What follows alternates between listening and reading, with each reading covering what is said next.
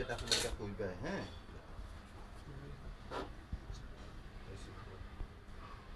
একটা জোগাড় দিয়ে আসতো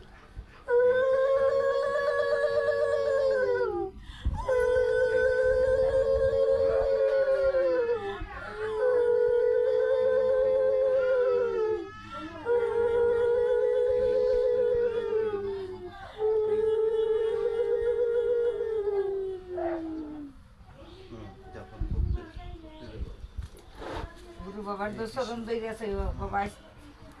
আসতেই আপনার ছেলে সন্তান এলাম আমরা আশীর্বাদ রাখুন মারে